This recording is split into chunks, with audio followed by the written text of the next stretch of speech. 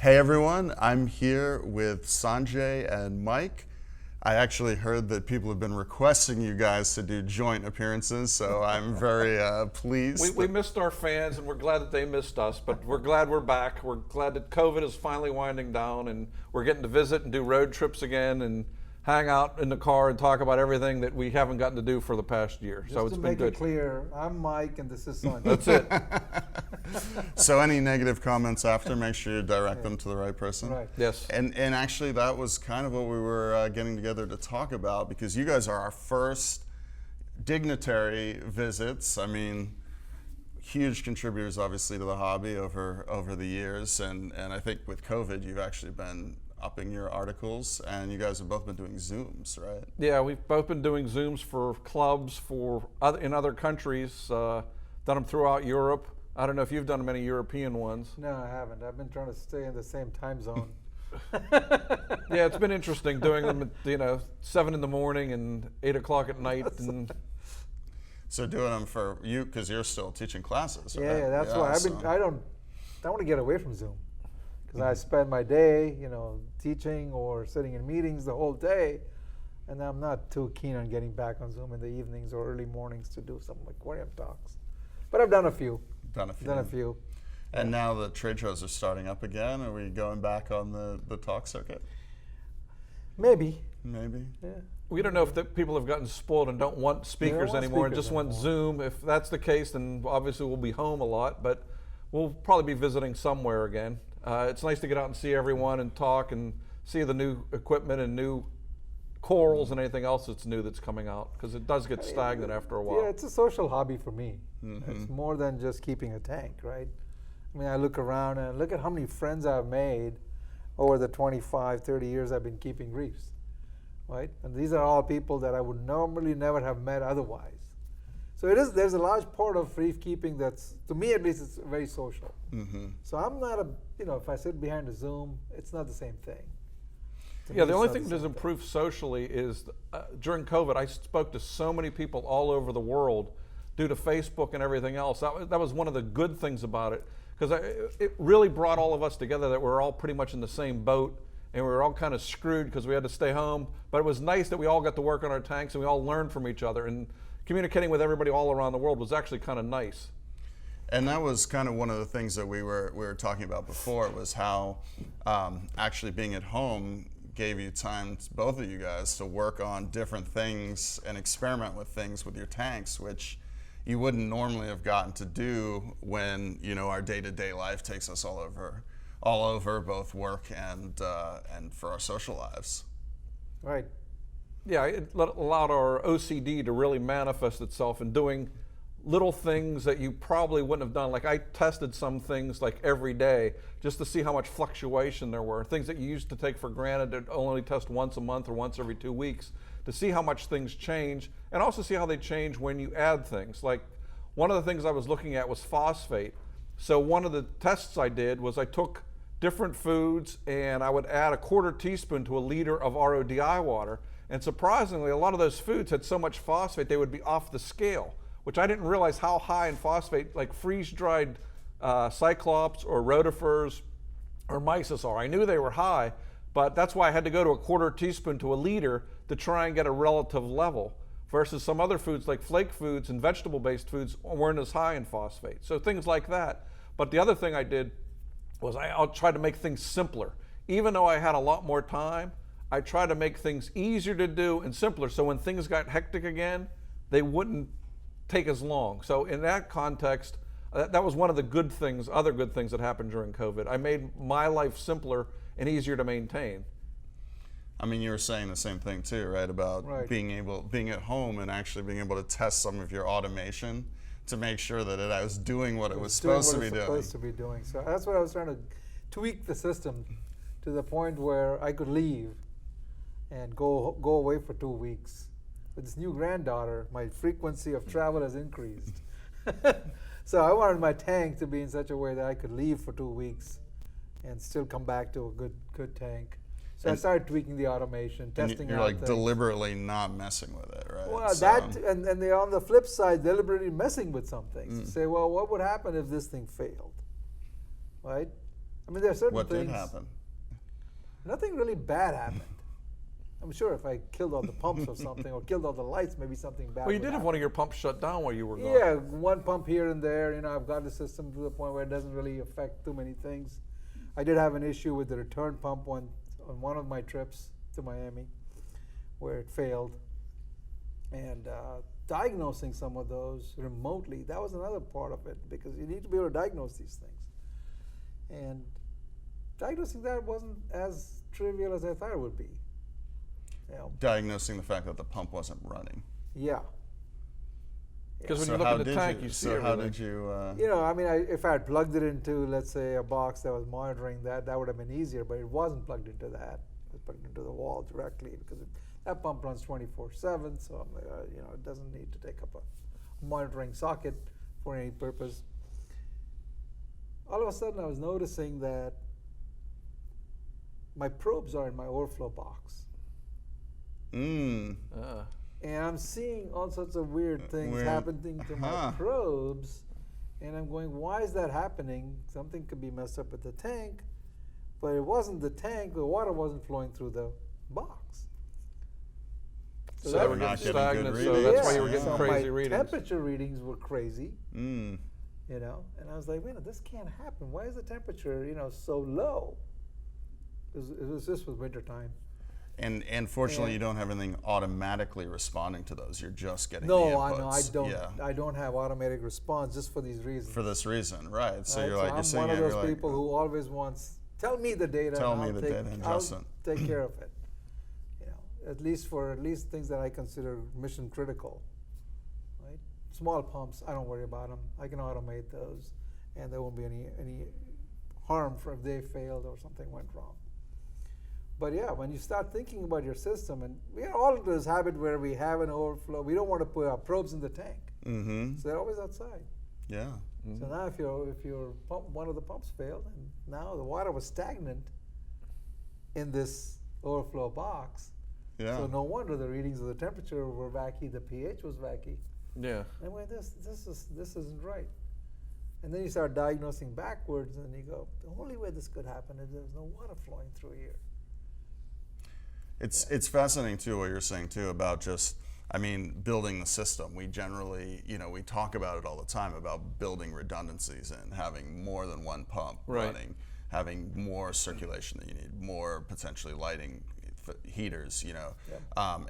And because usually, I mean, when you have a failure, it's a failure to operate rather than the opposite, which would be, I mean, it does happen where you have a heater stick on. Right. But again, I think you may have told me this, or I know the Worldwide guys told me this one time. Is like, you know, have 2 or 3 heaters, not one big Giant one, heater, yeah. because that way, if one does stick on, for Right. example, It's not it gonna won't cook the overheat- tank. It won't cook the tank, and Yeah. if one Or fails, it then won't you'll cook still it that fast. won't Yeah. cook it that fast, Yeah. right? You'll notice, oh, this is Yeah. what's going on. Yeah. No, That's I the one thing with reef keeping, at least I've learned, is to slow things down. Hmm. So if anything that can go bad, try to slow it down. Slow it down. So you have more time to react to it. Yeah, anything that happens bad happens fast and catastrophically. Your corals don't suddenly grow out of the tank miraculously that fast. Right. It takes forever to get the tank up and beautiful, but it takes literally Very a few little minutes. time for Yeah, it no, to yeah. as I was telling you, one of the things that I screwed up on during this was I was playing with managing the phosphate levels, and one of the things I was using was lanthium chloride. And unfortunately, I had been dosing it for 3 months regularly, and I was doing it very slowly over 5-micron filter pads, and it was fine. One night I was in a rush, the water was flowing quickly. I put in 10 milliliters, and I ended up wiping out my yellow tang, a lot of my Cerulabris wrasses, because the fine precipitate that it produces literally suffocates the fish. So once again, I learned nothing good was going to happen fast. I could take the phosphate down slowly, but I could kill off the fish like that. So just stupid little mistakes that I learned again. That none of us are infallible, and all of us have lost corals and fish for dumb reasons. And we'll confirm this. We have lost lots of things for stupid reasons that we did. I think we can all speak to that one for sure. I mean, Yeah. I think the bigger problem is not fixing that stupid reasons. Yeah. You know, I think that's the mistake a lot of times we make.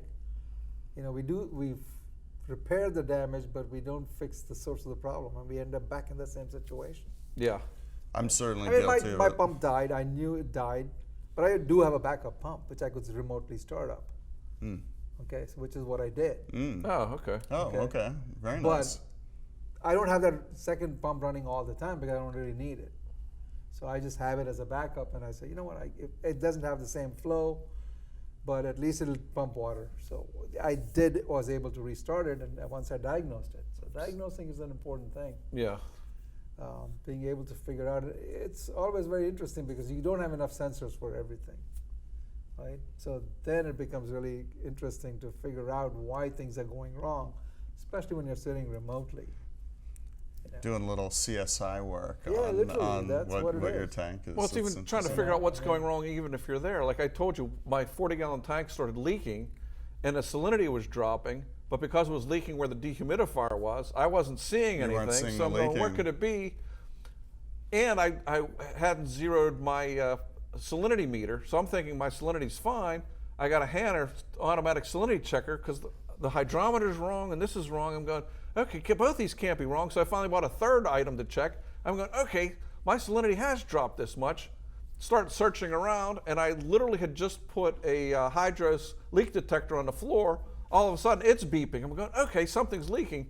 Well, the leak on the bottom was bad enough, but the side started leaking and started shooting water where the leak detector was. I'm going, okay, this is it. Then when I took that down, I found the salt underneath where the water had been dripping.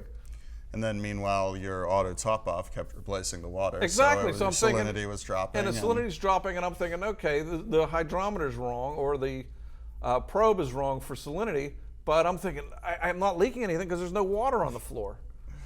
Always something. I Always guess something, It's yes. like home ownership, but it's a tank. Yeah, it's a money pit. It Money is pit. for sure. Yes, the money pit's more than the homeowner. Very, very satisfying at least. So Most of the Keep you time. busy, right, through COVID. So. It has kept me very busy. Because one of the other things I did was I was running experiments, but after running them all, I realized a couple things that are more important than the experiments themselves. One is everybody sort of has a baseline that they run at, and everybody's relatively successful at that baseline. But what everybody tries to do is get a little bit above that, so we're always incrementally trying to play things. We're doing this to get more color, we're doing this to get more growth, we're doing this to try to reduce algae. But the reality is, we always end up going back to baseline. We don't really change it that much. Because as we were talking, okay, let's say I increase the growth by 10%. Coral grows 1 centimeter a month. So I've increased it by 1 millimeter. I can't really notice that much growth if you think about it. But that's what I'm changing things to do that, and I'm not really going to see that kind of thing. So everybody's the same thing. By the same token, Sanjay runs his lights this much. I run my lights this much. This guy over here adds these trace elements. This guy over here feeds the corals this much. When you look at the tanks, you don't really notice that significant a difference in them. We're all at this baseline. We're all pretty successful. I mean, compared with 10 or 20 years ago, we're all relatively successful, but we're still all tinkering with that little bit of stuff, and it doesn't make any difference. But the second thing I learned was constantly tinkering with things slowed things down more than it actually improved things. So trying to keep things stable and try and not monkey with the tank, which is what I've been doing this year. 20, I did experiments all the time. 21, I basically have kept things stable as I can. I'm seeing a lot better results in the tank than when I was monkeying around doing a different experiment every month or two. I've told them that for 20 years. Yes, I know. I'm a natural. I like to experiment. Sanjay likes things just like Yeah, I me. was gonna It say because you works. guys are very much like the polar opposites. Like Sanjay is, I'm gonna leave it be, and nature will take its course. Everything will get into stability on its own, and then you'll see the results of the system adapting to the environmental conditions. You're the complete opposite. Yeah. Mike is I'm going to change the environmental conditions till I find exactly what the coral likes. Yeah, exactly. And, Sanjay puts it in as survival of the fittest. Me, I want all to survive because I found the optimum And then nothing situation. survives. And everything's Yeah, pretty much they all. But that is one of the interesting things I found with quit experimenting, find something that works, quit trying to incrementally improve things, because you're never going to see this dramatic where you go downstairs and go, holy heck, that frag is now a table. Aren't That's you- not going to Aren't you happen. buying this? Your tank's going to look a whole lot better syndrome? Yeah. The Add this, add that, and your tank will look so much better. It doesn't. It doesn't significantly make a difference. As long as you're doing the same thing and you're stable, that makes the biggest difference. And I'm going to add this today, I'm going to add this tomorrow. Keeping things like this is much better long term, because we already knew that anytime you move a frag or change it, it takes 2 months for it to stabilize. Well, if you're changing everything in the tank, you're not moving the frag, but it's you're doing really the same funny thing. to hear him preaching this after. You asked what we learned during COVID. That's what I and said. We could switch names now. It was an epiphany. It was a very educational. It is an time. epiphany for me. So I'm finally quit monkeying in the tank, keeping my hands out more. Sanjay's using cement. We're moving this down. It's never moving. That kind of mentality. I'm not moving stuff around. Go, if I move it 2 more inches, I may get some purples and pinks on it. No, I'm not doing that anymore. So it has been interesting. So I think that's probably a good place to bring this to a close. I think that was it's actually pretty interesting. The spending time with your tank, or when you have that time to spend with your tank, actually being able to use that to make sure everything is working correctly, that you think is working correctly, that you might have actually been tweaking to adjust and not even realizing it, in terms of how sophisticated your automation is, or even if it's quite simple. You may not realize that you're adding water to your tank when really you just need to be adjusting your auto top off, for example.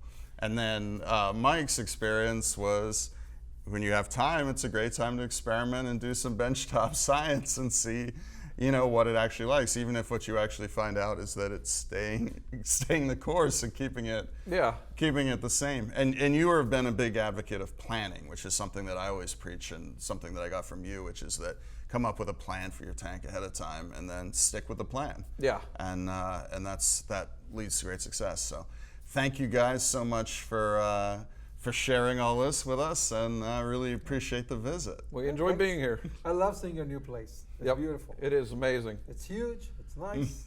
Yeah. And it's rapidly filling up. It is filling up. Yeah. Well, hopefully we'll see you guys again soon. I'm sure you will. As long as Mike's willing to drive and pick me up, I'll be here. I never mind driving. That's the key. It's a shorter drive for me. Yeah. All right. Take care, guys. All right. Thanks for watching.